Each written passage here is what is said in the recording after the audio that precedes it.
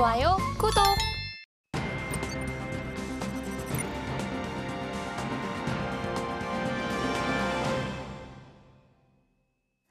나스닥 선물 차트 살펴보시겠습니다. 어제 CPI와 고용지표 발표 이후 점진적인 금리 인하에 대한 기대감은 더 커졌지만 이미 금리 인하를 주가에 반영한 것인지 물가 상승과 고용 불안을 주가에 더 반영하는 모습이었는데요.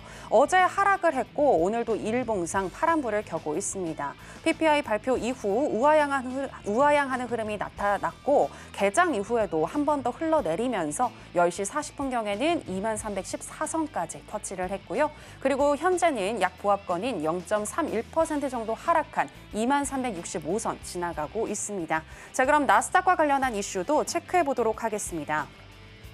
네, 어제 오늘 나왔었던 지표들을 살펴보고 추후 연준의 금리 인하 경로에 대해서 한번 살펴보도록 하겠습니다. 먼저 어제 소비자 물가 지수가 시장 예상치를 웃돌았는데요. 휘발유 가격은 전월 대비 하락했지만 식료품과 주거비가 큰 폭으로 오르면서 인플레이션을 자극하는 모습이었습니다. 여기에 어제 나온 주간 신규 실업수당 청구 건수는 25만 8천 건으로 작년 8월 이후 최대 수준으로 증가를 했는데요. 이러한 수치 발표 이후에 11월 FOMC 회의에서 25bp, 그러니까 베이비 스텝 금리 인하를 전망하는 시장 참여자들은 더 많아진 것으로 집계가 됐습니다. 또 오늘 나온 생산자 물가 지수도 근원 PPI가 YOY 기준 시장 예상치를 상회하면서 현재 시카고 상품거래소 패드워치에 따르면 베이비 스텝 금리 인하를 전망하는 확률은 84%를 기록하고 있고요. 금리 동결 전망은 소폭 축소된 상태입니다. 자, 그럼 관련해서 이야기 나눠보도록 하겠습니다. 네, 마선님 아까 예고를 해주시긴 했지만 어제 오늘 나왔었던 지표들에 대해서 일단 분석 부탁드립니다. 네, 알겠습니다. 잠깐 화면 보도록 하겠습니다. 네. 자, 이번 주 월요일부터 쭉 왔는데 중요한 건 우리가 그 지난주에 말씀드렸을 때 모든 사람들이 고용에 이제 포커스가 있다 보니까 이제 물가 상승률 CPI죠. CPI는 그냥 그럭저럭 가겠지라고 했는데 좀 쇼킹한 일이 좀 벌어졌습니다. 그렇죠? 최근에 그 중동 사태도 그렇고 러시아 우크라이나 사태도 그렇고 이게 아시겠지만 원유, 석유가 지금 우리가 쓰고 있는 모든 물건에 지금 다 심지어 비닐봉지까지도 석유 화학식품이지 않습니까? 그러니까 지금 중동에서 문제가 터지면 그렇지 않아도 유가가 올라서 문제인데 터지면 유가가 $100 이상도 간다고 지금 얘기하고 또 좀 살벌한 얘기지만 이게 이란이 작심하면 주변의 모든 것들을 다 파괴하게 되면 $200까지도 갈 수 있다고 얘기합니다. 그래서 지금 거기에 그 상황에서 이제 다들 CPI에 꽂힌 거죠. 아, 이거 어떡하지? 그러니까 수요일 날, 수요일이죠. 수요일 날 보시면 목요일이죠. 목요일. 목요일 날 보시면 소비자 물가 지수를 가지고 이제 말이 많습니다. 일단은 새벽 3시에 우리 연방공개 시장위원회 회의록이 발표가 있었습니다. 이때 이제 약간 사람들이 조금 그거 했었거든요. 여러분들은 주무시고 계셨지만 저는 보고 있었거든요. 이때 이제 빔이 왔다 갔다 했습니다. 이유가 뭐냐면 파월 의장이 그때 기자회견 때 얘기한 건 거의 대부분의 그 위원들이 50bp에 찬성했다라고 했는데 회의록을 뜯어보니까 다들 긴가민가하는데 파월 의장 혼자서 가자고 주장하고 있었던 거고 한 사람 아예 등 돌리고 있었던 거죠. 25bp로. 그 내용이 밝혀지면서 야, 이거 좀 정치적인 색깔이 있는 거 아니야? 비하인드 스토리가 밝혀지고 그러고 나서 CPI가 나온 거죠. 사람들이 CPI가 딱 발표가 되니까 이렇게 된 겁니다. 여기서 우리가 보셔야 될 건 이거죠. 이 근원, 그다음에 소비자 물가 지수 요겁니다. 요거를 보셔야 되는데 그런가 동시에 실업수당 청구 건수도 나왔죠. 하단에 보시면 나왔습니다. 근데 이게 좀 애매한 거죠. 애매해요. 뭐가 애매하냐면 이게 좋다고 해야 되는 건지 나쁘다고 해야 되는 건지 일단 지금 잘 아셔야 되는 건 MOM을 봐야 되냐. 우리 그 공부방에서 물어보셔요. MOM을 봐야 되는 거냐 YOY를 봐야 되는 거냐. 왜 MOM이 별표가 3개냐. 근데 왜 YOY를 사람들이 얘기하냐. 이게 헷갈리지 않으십니까?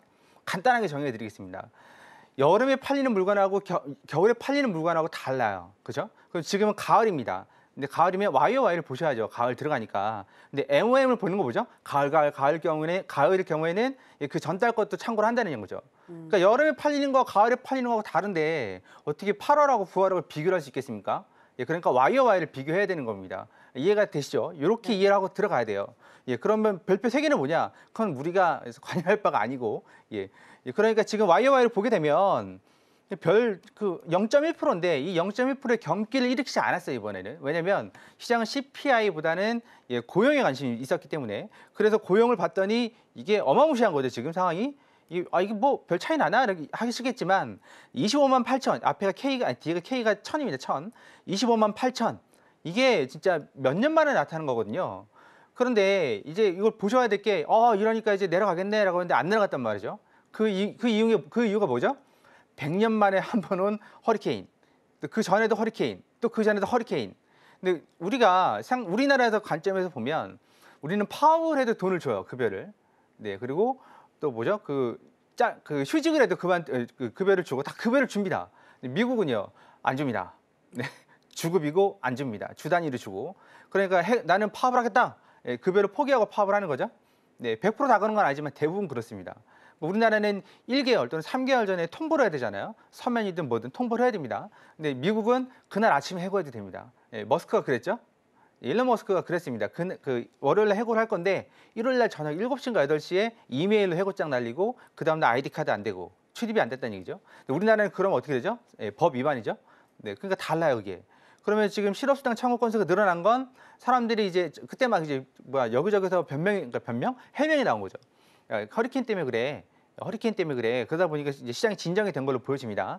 그렇게 된 겁니다, 지금. 그래서 고용이 25만 8천이 나왔으면 밑으로 아주 곤두박질 쳐야죠. 우리 한번 경험했잖아요. 그런 상황이었는데 그렇지 않았다. 그러면 다음 주, 다다음 주 쭉 추적을 해봐야 되는 거고. 그런데 이게 CPI가 좋게 나왔냐, 나쁘게 나왔냐? CPI는 그냥 그렇습니다. 그냥 그래요. 왜냐면 보시면 올라간 게 있고 내려간 게 있습니다. 그게 그거예요. 근데 한 가지 좀 특징적인 거 뭐냐? 특징적인 건 쉘터, 주거 부문이 내려갔다는 겁니다. 주거 부문. 네, 임대료가 내려갔다는 거예요. 임대료가 금액이 내려간 게 아니라 상승률이 내려갔다는 겁니다. 네, 지금 여기 보시면 먼스 오브 먼스, 이게 지난달 대비잖아요. 지난달 대비해서 이만큼 올라갔다는 겁니다. 네, 근데 주거 부문은 내려갔고, 네, 그리고 나머지 식품과 그 의류 그쪽에 지금 늘어났습니다.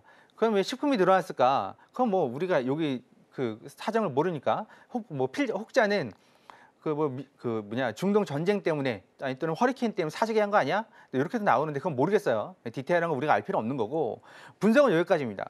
그러면 오늘 같은 경우는 생산자 물가 지수는 어떻게 되냐? 생산자 물가 지수는 도매 가격이라고 보시면 되죠.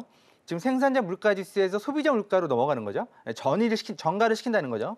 생산자 물가는 마찬가지죠. 지금 초가을이니까 YOY를 보셔야 되는 거죠. 네, YOY를 보시면 이것도 그냥 쏘쏘해요. 이게 그렇게 막 치고 나간 게 아니란 말이죠, 지금. 이렇게 보셔야 되죠. 근원, 식품과 에너지를 뺀 거고, 이거는 포함한 거고, 그럼 이거는 내려갔고, 이거는 올라가고, 네, 시장 기대치에 비해서 뭐 그냥 왔다 갔다 하지 않습니까? 네. 그러니까 장이 왔다 갔다 하는 겁니다. 네, 뭐 하나 똑바로 돼야 되는 건데 그렇지 않으니까. 그러면 지금은 조금 생각을 하셔야 되는 게 우리가 뭐 이걸 갖고 어디에다 투자라고 그런 건 아니잖아요. 옵션에다 투자라고 그런 건 아니니까. 이거는 그렇고 지금 분위기는 상승을 타고 있죠. 지금 바이든, 해리슨 입장에서는, 그러니까 민주당 입장에서는 이 증시를 꺼트리면 난리 납니다. 통계가 나와 있어요. 대선 3개월 전 평균 주가가 내려가면 집권당이 패배합니다. 그러니까 지금부터 꺼진 불도 다시 보자라고 해서 계속 세워놔야 돼요. 부채질하고. 불 꺼지면 안 되는 상황이라서 증시가 뭐 8월 5일처럼 갑자기 막 블랙 원데이가 막 등장하고 그럴 일은 드물어 보이고, 모르죠. 그 이스라엘이 어디죠? 그 이란을 때리면 모르겠지만 다들 우려하시잖아요. 못 때립니다. 못 때려요. 미사일을 쏘면 어떻게 되냐? 못 때립니다. 핵시설은 다 지하에 있고 이스라엘이 갖고 있는 미사일이 그 지하를 벙커를 파괴할 수도 없고 거기서부터 미국의 영역이라서 못 때리고 정유시설 못 때립니다. 그런 거 못 때려요. 그랬다가는 그 페르시아만이 다 이제 40년? 그 정도 동안 폐허가 되기 때문에 그럼 그 책임을 다 이스라엘이 져야 되는 거 아니겠습니까? 때려봤자 뭐 군사시설 아니면은 그 이란 내에 도는 석유 시설 그 정도 때릴 수 있다고 보고 핵시설은 불가능하다고 봅니다. 지금 제 얘기가 아니라 군사 전문가들 얘기니까 막 찾지 마세요. 그런 거 찾지 마시고 그럴 바엔 차트를 공부를 하자. 그렇게 되고 이번 주 지표들은 한마디로 얘기해서 쏘쏘했다. 쇼킹하지도 않고 어메이징하지도 않고 서플라이즈 하지도 않다. 다음 주에 이제 소매 판매 나오지 않습니까? 그것도 뭐 그냥 그럴 것 같고 지금은 그냥 천천히 위아래로 진폭을 주면서 상승하는 장이 앞으로 대선 때까지 좀 이어지지 않을까 왔다 갔다 하면서 그렇게 보고 있습니다. 이건 제 얘기가 아니라 아시죠? 경제학자들, 애널리스트들이 그렇게 보고 있다라는 거니까 대신해서 저희가 전달해 드리는 겁니다. 네, 일단 분석은 여기까지 하도록 하겠습니다. 네, 발표된 지표가 명확한 추세를 보여주고 있지 않기 때문에 현재 시장이 흔들리고 있는 것이다라고 얘기를 해주셨고요. 그리고 정치적으로 봤을 때 대선을 앞두고 증시는 조금 더 상승할 가능성은 있어 보인다라는 코멘트까지 들어봤습니다. 자, 그리고 추가적으로 연준의 금리 경로에 대해서도 여쭤보고 싶은데요. 네, 어제 같은 경우에는 25bp, 그러니까 베이비 스텝 금리 인하에 대한 가능성이 좀 더 높아지는 분위기였는데 지금 또 살펴보니까 어제와 비슷비슷한 것 같습니다. 25bp 그리고 금리 동결 여기서 왔다 갔다 지금 하고 있는 것 같은데 어떻게 보시나요? 아, 이게 참 애매합니다. 왜냐하면 선거 전이면 무조건 인하거든요. 아시죠? 네. 선거 후라서 이게 마음이거든요. 페드 마음입니다. 일단 페드워치를 한번 보도록 할까요, 우리? 네. 페드워치 보시면 제가 방금 띄워놓은 건데 우리 앵커님께서 말씀하실 때 F5를 누르면 세로 고침이 되죠. 세로 고침을 누르면 또 달라집니다, 이게. 예. 지금 계속 바뀌더라고요. 네, 계속 바뀌어요. 수시로 바뀝니다. 이게 뭐 하루 전에 이게 현재고요. 네, 위에 있는 게 25, 그 위에 있는 게 50bp. 그럼 이게 하루 전에는 이렇게 됐어요. 이게 동결 네. 16%. 그다음에 25bp 베이비크 뭐 스몰 컷 83%. 지금 이렇게 되다가 지금 이게 왔다 갔다 합니다. 그런데 우리가 한 달 전에는 어땠죠? 이렇게 됐습니다. 반반이었어요, 반반. 그런데 지금 25bp로 가고 있습니다. 가고 있는 이유는 고용 때문에 그런 거거든요. 그리고 기업들이 좀 힘들어요. 네, 힘든 상황이고.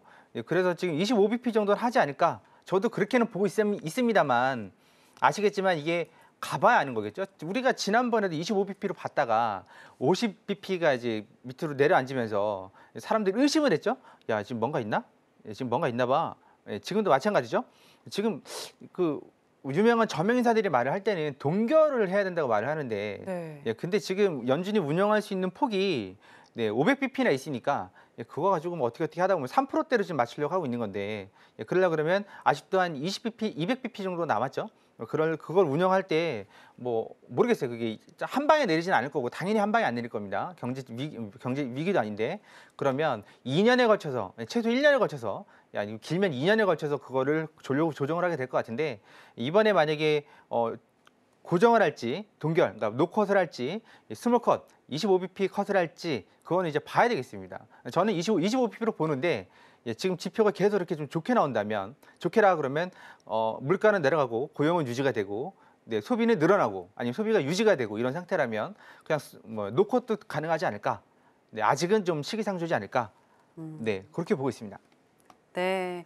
금리 동결에 대한 가능성이 낮아지는 것 같다가도 계속해서 이렇게 페드워치를 통해서 스멀스멀 또 기대감이 있다라는 것을 확인을 해볼 수가 있는데요. 현재 시점에서는 마스터님이 보셨을 때 베이비 스텝 금리 인하가 유력해 보이지만 계속해서 지표가 좋게 나온다면 그러니까 인플레이션도 잡히고 또 고용이 강하다는 것이 확인이 된다면 11월 FOMC 회의에서 금리 동결도 가능하겠다라고 얘기를 해주셨습니다. 자, 그렇다면 오늘 같은 경우 또 트레이딩은 어떻게 해야 할지 바로 전략으로 가보도록 하겠습니다. 마스터님 팻말 준비해 주시고요. 하나, 둘, 셋, 빠밤. 네, 매수 사인 주셨습니다. 네, 왜 오늘 매수일까요? 설명 다 드렸습니다. 지표가 쏘쏘해서 네네. 그냥 천천히 우상향하지 않을까. 차트 일단 보도록 하겠습니다. 자, 차트 보시면 지금 특징이 하나 있습니다. 뭐가 특징이냐면 지금 나스닥 일봉 차트거든요. 일봉 차트를 좀 보고 계시는데 특징이 뭐냐면 한 번씩 5일 이평선을 건드리고 갑니다. 여기 보시면 이게 빨간색이 5일 이평선이거든요.